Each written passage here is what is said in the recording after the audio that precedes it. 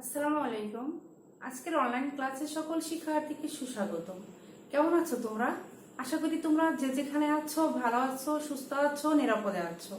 আমিও ভালো আছি।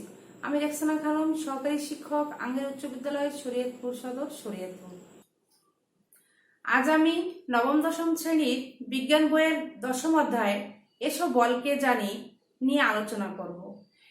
এ অধ্যায়ে পাঠ শেষে তোমরা ধাক্কা ও টান বা বল, জড়তা, বলের পরিমাণ সম্পর্কে জানতে পারবে। তাহলে এসো আমরা এখন বোর্ডে আসি। তাহলে এসো, বল বা ধাক্কা ও টান কি? বল বল হচ্ছে সেই বাহ্যিক কারণ যা কোনো বস্তুর অবস্থার পরিবর্তন ঘটায় বা ঘটার চেষ্টা করে। অর্থাৎ বল কোনো বস্তুর গতির পরিবর্তন ঘটায়। তাহলে বলের সংজ্ঞাটা তোমরা কি বুঝলে? বল হচ্ছে সেই বাহ্যিক কারণ যা কোনো বস্তুর অবস্থার পরিবর্তন ঘটায় বা ঘটার চেষ্টা করে। ধরো, এই একটা বস্তু একটা সমতলের উপরে, এই হচ্ছে একটা বস্তু। এ বস্তুকে যখন তুমি বল প্রয়োগ করবে, অর্থাৎ এখানে যখন বল প্রয়োগ করবে তখন কি করবে? এখান থেকে সে অবস্থান পরিবর্তন করবে, অর্থাৎ সে তার জায়গা পরিবর্তন করবে। দেখো, এখানে তোমার বল প্রয়োগ করতে হচ্ছে। বল প্রয়োগ না করে কিন্তু সে কখনোই তার অবস্থান পরিবর্তন করবে না। এছাড়া আমরা ধাক্কা বা টান দেই। অনেক সময় তোমাদের ক্লাসে একটা বেঞ্চকে যখন সরাতে হয় তখন বেঞ্চটাকে কি করো? তোমরা তাকে ধাক্কা দাও। ধাক্কা দিলে কি হবে? তার স্থান পরিবর্তন হবে। হ্যাঁ, এরপরে দেখো, আমরা অনেক সময় কি করি? কোনো কাগজকে আমরা অনেক সময় কুঁচকাই। হ্যাঁ, এটাও কিন্তু আমি বল প্রয়োগ করতেছি। এটা সবই কি? বল প্রয়োগ। আবার কি করি? অনেক সময় একটা জিনিস কিভাবে আমরা টেনে প্রসারিত করি, এটাও কিন্তু বল প্রয়োগ। তাহলে বল আমরা কিভাবে প্রয়োগ করতে পারি? ধাক্কা দিয়ে প্রয়োগ করতে পারি, আমরা টান দিয়ে প্রয়োগ করতে পারি। ঠিক আছে, এরপরে আমরা আসি, বল আমরা কোন কোন ক্ষেত্রে বলের প্রয়োগটা হয়। দেখো, বল সম্পর্কে স্যার আইজ্যাক নিউটন সে 3টি সূত্র দিয়েছে।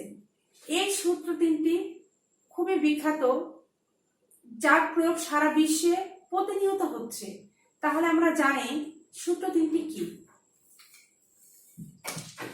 উদাহরণ দেব, তোমাদের কাছে জিনিসটা আরো সহজ হবে। তাহলে দেখো, আমরা প্রথম সূত্রটা দেখে নিই। নিউটনের গতি বিষয়ক প্রথম সূত্রটা হচ্ছে, বাইরে থেকে কোনো বল প্রয়োগ না করলে স্থির বস্তু স্থিরই থাকবে এবং সমবেগে চলতে থাকা বস্তু সমবেগে চলতে থাকবে।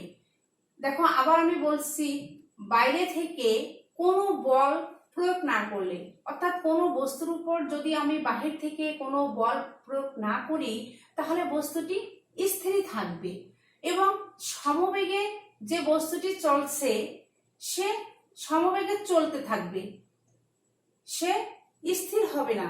এখন দেখো, আমি একটি উদাহরণের সাহায্যে তোমাকে দেখাই। ধরো,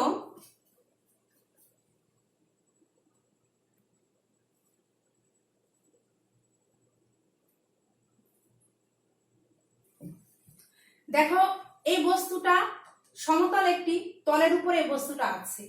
এই বস্তুটা স্থির অবস্থা আছে। একে যদি আমি বল প্রয়োগ না করি তাহলে এ চিরদিন স্থিরই থাকবে। তাহলে এই উদাহরণটা আমার এই সূত্রে এই কথাটাকে প্রমাণ করছে যে বাইরে থেকে যদি আমি বল প্রয়োগ না করি তাহলে স্থির বস্তু চিরকাল স্থির থাকবে। কিন্তু আমি যদি সমবেগে চলতে থাকা বস্তু সমবেগে চলতে থাকবে এই কথাটা প্রমাণ করতে যাই তাহলে একটু অসুবিধা হবে। এটা তোমাদের বোঝানো কঠিন হয়ে যাবে, কারণ এই বস্তু, ধরো এই বস্তুটি এখানে আসছে, আমি এটার উপরে দেখো এভাবে বল করলাম, বল করার পরে দেখো কিছু দূর গিয়ে থেমে গেল। দেখো কিছু দূর গিয়ে থেমে যাওয়া, সে প্রথমে সমবেগে চলতেছিল কিন্তু কিছু দূর গিয়ে থেমে গেল। অর্থাৎ আমার মনে হচ্ছে যেন তোমাদের এই কথাটা প্রমাণ সমবেগে চলতে থাকা বস্তু সমবেগে চলতে থাকবে, এই কথাটার প্রমাণ হলো না। এর কারণ হচ্ছে এখানে আমি যে বল প্রয়োগ করেছি, এখানে দুই ধরনের বল কাজ করছে, একটা হচ্ছে ঘর্ষণ বল আর একটা হচ্ছে বাতাসের বাধা। তাই এটার উদাহরণটা সহজে তোমাদের দেওয়া সম্ভব না। এটা যদি কাজ নির্মিত কোনো ঘরে আমরা কোনো প্রমাণ করতে যাই একদম সমতল জায়গায়, তাহলে তোমরা সেটা সহজে বুঝতে পারবে। অনেক সময় দেখবে বাচ্চারা, গ্রামের বাচ্চারা মার্বল খেলে, সেখানে অনেক সমতল জায়গায় যখন মার্বলটা তারা মানে চেলে দেয়, দেখা যাবে অনেক দূর পর্যন্ত তারা একইভাবে গড়িয়ে গিয়েছে। তাহলে তোমরা সেখান থেকেও কিছু ধারণা নিতে পারো যে সমবেগে চলতে থাকা বস্তু চিরদিনই সমবেগে চলতে থাকবে। আশা করি তোমরা আমার প্রথম সূত্রটা বুঝতে পারছো। দেখো নিউটনের প্রথম সূত্রের সাথে জড়তার কিছু মিল রয়েছে। নিউটনের প্রথম সূত্রটা ছিল যে বাহ্যিক কারণ, আর কোনো বস্তুর বাহ্যিক কারণ এসে বল গতির পরিবর্তন হয়, আর জড়তা হচ্ছে বস্তু ধর্ম। দেখো জড়তার সংজ্ঞাটা যদি আমি এভাবে দেই যে জড়তা হচ্ছে বস্তু ধর্ম, অর্থাৎ বস্তু যে অবস্থায় আছে চিরকাল সেই অবস্থায় থাকতে চাওয়ার যে প্রবণতা, তাকে ওই বস্তুর জড়তা বলে। অর্থাৎ বস্তু যেভাবে আছে, যদি কোনো স্থির বস্তু স্থির থাকে তাহলে সে চায় চিরকালই স্থির থাকতে। আবার যদি কোনো গতিশীল বস্তু সে যখন সমবেগে চলতে থাকবে, সে চিরকালই চায় সে সমবেগে চলতে। এই ক্ষেত্রে দেখো জড়তাকে আমরা দুই ভাগে ভাগ করতে পারি, সেটা হচ্ছে স্থিতিশীল জড়তা আর হচ্ছে গতিশীল জড়তা। জড়তা দুই ধরনের, স্থিতি জড়তা আর হচ্ছে গতি জড়তা। তাহলে স্থির জড়তা কাকে বলে? স্থির বস্তু চিরকাল স্থির থাকতে চাওয়ার যে প্রবণতা বা স্থির থাকতে চাওয়ার যে ধর্ম, এটাই হচ্ছে তার স্থির জড়তা। আর গতি জড়তা হচ্ছে গতিশীল বস্তু চিরকাল সমবেগে গতিশীল অবস্থায় থাকতে চাওয়ার যে প্রবণতা, তাকে বলা হয় গতি জড়তা। তাহলে দেখো স্থিতি জড়তার যদি আমি উদাহরণটা এভাবে দেই যে তোমরা অনেক সময় গাড়িতে ওঠো, গাড়িতে যখন ওঠো তখন কিন্তু গাড়িটা স্থির থাকে, তুমিও স্থির হয়ে বসে থাকো। যখন গাড়িটা চালায় তখন মনে হবে তুমি তোমার শরীরের উপরের অংশটা পিছনের দিকে হেলে পড়েছে। এর কারণটাই হচ্ছে স্থিতি জড়তার জন্য, যে তুমি গাড়িটা গতিশীল কিন্তু তুমি স্থির অবস্থা আছো। তুমি এইটা যে তুমি স্থির থাকতে চাওয়ার যে প্রবণতা তোমার, এটাই হচ্ছে স্থির জড়তার কারণে তুমি পিছনের দিকে হেলে পড়ো। এটা হচ্ছে স্থির জড়তার উদাহরণ। আবার দেখো গতি জড়তা, গতি জড়তার উদাহরণটা এরকম হয় যে তুমি গাড়িতে উঠেছো, গাড়ি ওঠার পরে দেখা যায় তুমি গাড়িটি সামনে হঠাৎ গাড়িটি তোমার ব্রেক করেছে, বা তুমি একটা স্টেশনে নেমে যাবে, তখন দেখা যায় গাড়িকে যখন থামিয়ে দেয় তুমি সামনের দিকে ঝুঁকে পড়ো। এর কারণ হচ্ছে গতি জড়তা। কারণ তুমি যখন গাড়িতে উঠেছো তখন তুমি স্থির ছিলে, যখন গাড়িটি গতিশীল হয়েছে তখন তুমিও কিন্তু গতিশীল।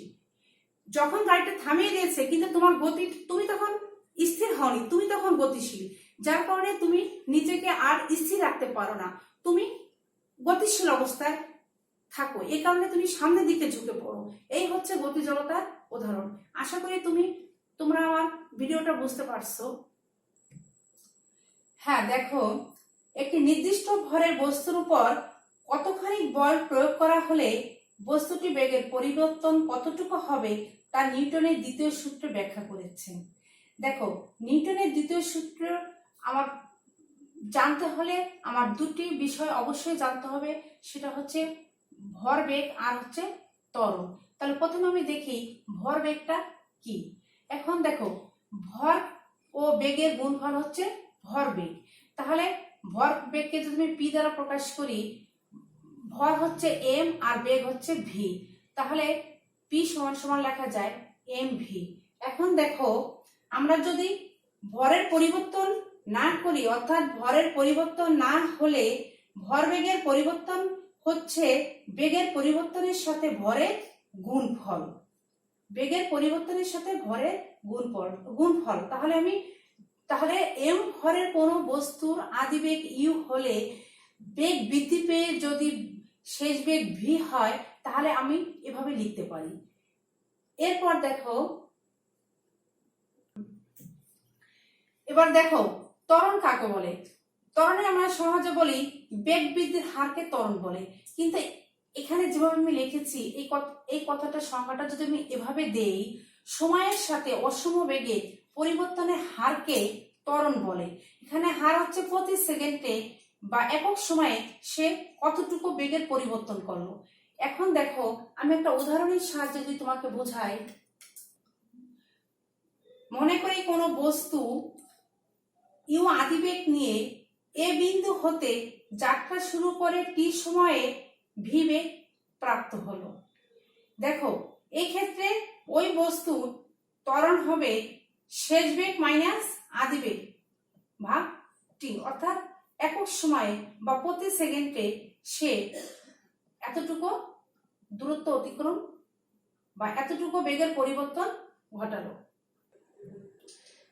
দেখো নিউটনের দ্বিতীয় সূত্র ছিল বস্তুর ভরবেগের পরিবর্তনের হার প্রযুক্ত বলের সমানুপাতিক এবং বল যেদিকে ক্রিয়া করে বস্তুর ভরবেগের পরিবর্তনও সেদিকে ঘটে। দেখো প্রথম কথাটা আমি আগে বুঝি, তোমাদের বোঝাই।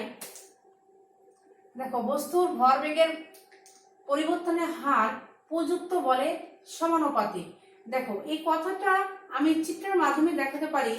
মনে করি এম ভরের একটি বস্তু এ বিন্দু হতে ইউ আদিবেগ নিয়ে টি সময়ে বি বিন্দুতে গিয়ে ভি বেগ প্রাপ্ত হলো, অর্থাৎ বস্তুর ভর বেগের পরিবর্তনের হার।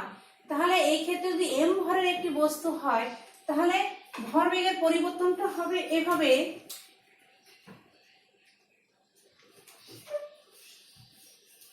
M V minus M U কি সময় টি সময়। তাহলে বস্তুর ভরবেগের পরিবর্তনের হার, এই যে লিখলাম এটা হচ্ছে ভরবেগের পরিবর্তনের হার।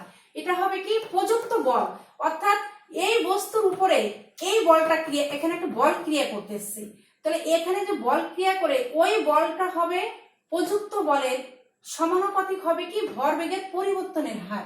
তাহলে সমানুপাতিক চিহ্নটা যদি আমি এভাবে দেই আর এখানে যদি বল প্রয়োগ করা হয়, তাহলে বস্তুর ভরবেগের পরিবর্তনের হার প্রযুক্ত বলের সমানুপাতিক। দেখো এখানে সমানুপাতিক কে আমি যদি উঠিয়ে সমান লিখতে চাই, তাহলে একটা ধ্রুবক লিখতে হবে। এই ধ্রুবক কে কে আমরা ব্যবহার করি সমানুপাতিক ধ্রুবক। এই কে এর মান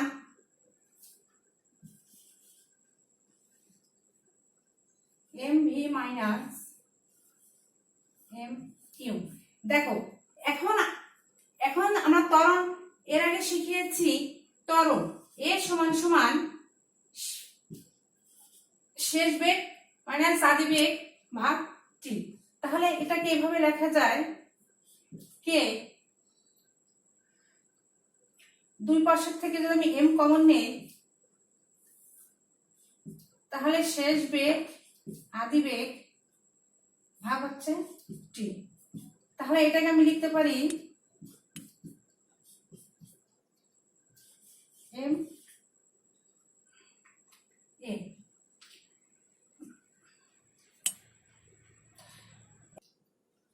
এখানে কে একটি সমানুপাতিক ধ্রুবক, এর মান বলের এককের উপর নির্ভর করে। বলের একক হচ্ছে নিউটন। তাহলে 1 নিউটন কি? যে পরিমাণ বল 1 কেজি ভরের কোনো বস্তুর উপর প্রযুক্ত হয়ে 1 মিটার পার সেকেন্ড স্কয়ার ত্বরণ সৃষ্টি করে তাকে 1 নিউটন বলে। তাহলে দেখো এফ সমান সমান কি লিখতে পারি? এফ সমান সমান লিখতে পারি 1 নিউটন।